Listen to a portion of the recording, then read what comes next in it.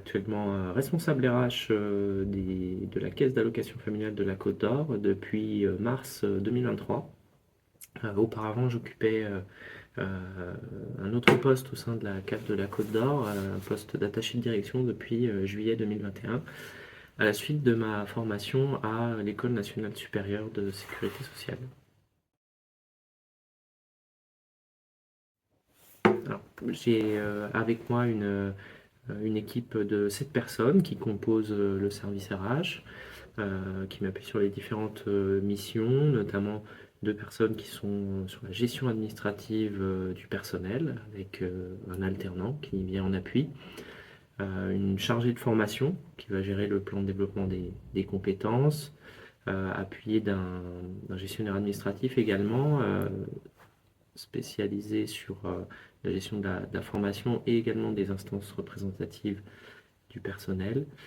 une conseillère budgétaire sur toute la partie gestion des frais de personnel et enfin une chargée de développement RH qui va se charger des process de recrutement et de la qualité de vie et des conditions de travail au sein de l'organisme. Parmi mes missions, hein, donc revient bien évidemment le management du service, hein, des 7 personnes, où un de mes objectifs et une de mes missions est de manager cette équipe, de la faire réussir de manière durable, hein, donc d'atteindre nos objectifs tout en assurant une qualité de vie au travail importante pour les collègues de l'équipe, chose qu'on porte au travers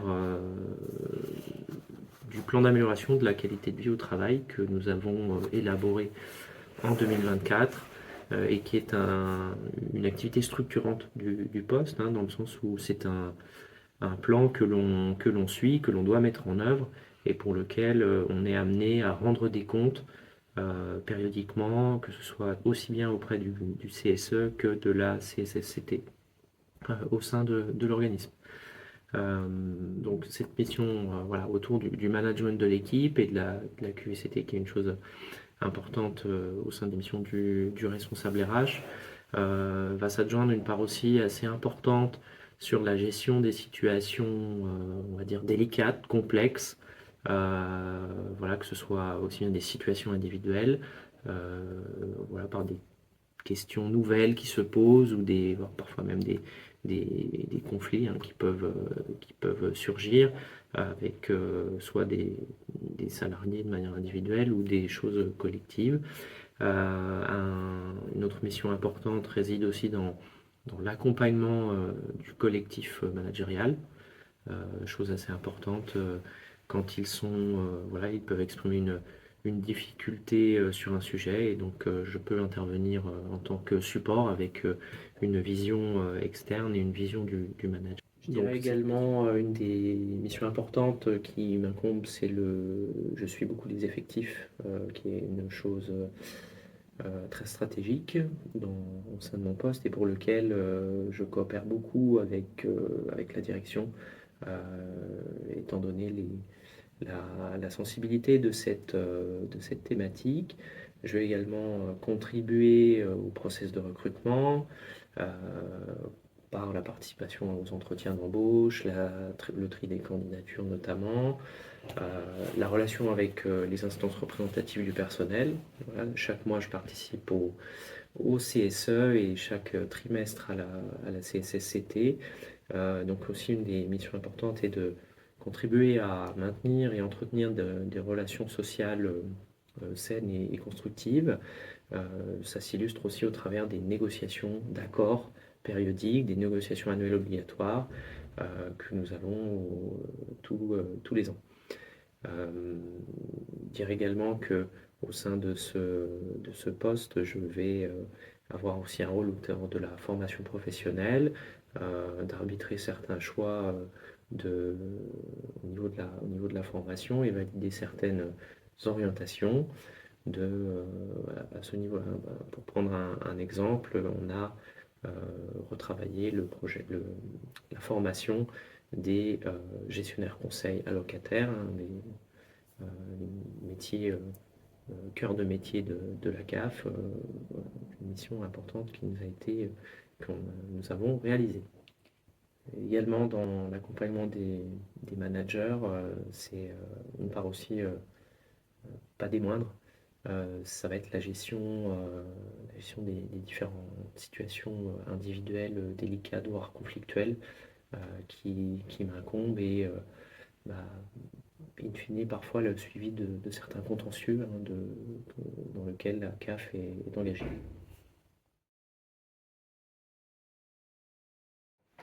Alors, ce que je dirais à une personne qui souhaite occuper ce poste,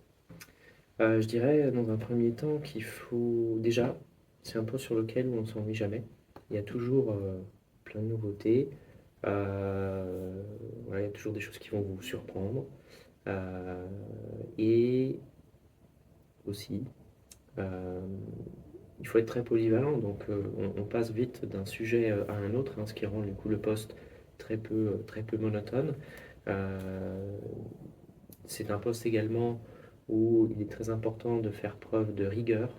au vu des contraintes réglementaires, légales, conventionnelles qui s'imposent dans les cadres des relations individuelles de travail ou collectives.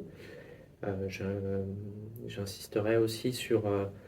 un élément très important, c'est une adaptabilité vraiment très forte. Parce que voilà, les domaines sont variés, on passe vite d'un sujet à l'autre, les règles de droit évoluent rapidement, on est soumis à de multiples sources d'informations, d'où l'importance de la veille d'information, de la capacité à rechercher de l'information et à l'assimiler, à la synthétiser. Je dirais également qu'en tant que responsable des ressources humaines, il est important d'avoir de bonnes qualités relationnelles parce qu'on est au contact de l'ensemble des acteurs hein, de la CAF. Donc, ça va de bah,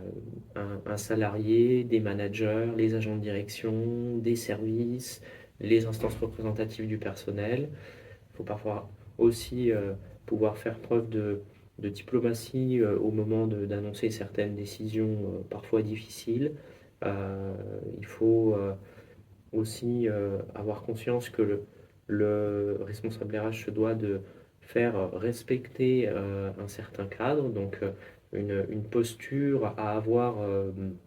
de ce point de vue-là. Parmi les compétences qui me paraissent aussi très importantes en tant que responsable RH, pour aussi l'amélioration du service en permanence, c'est la capacité à faire preuve d'innovation et de créativité au quotidien pour aussi améliorer le quotidien de travail de l'ensemble des personnes et trouver des solutions innovantes qui sont bénéfiques pour l'organisme.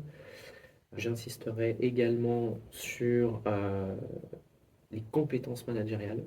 qui sont particulièrement importantes sur le poste parce que c'est un rôle tout à fait particulier que celui de responsable RH. Alors il y a bien sûr le management auprès de son équipe et je dirais un management plus orienté vers le collaboratif, vers le fait de travailler tous ensemble, qui est le style de management porté par l'organisme et ce style de management qu'on tend à promouvoir auprès des autres managers. Un mot de la fin, je dirais que voilà, si vous voulez venir rejoindre, travailler avec une équipe qui est dynamique, motivée, force de proposition, et que vous souhaitez agir pour le bien-être des salariés de l'organisme, je peux que vous inviter à postuler.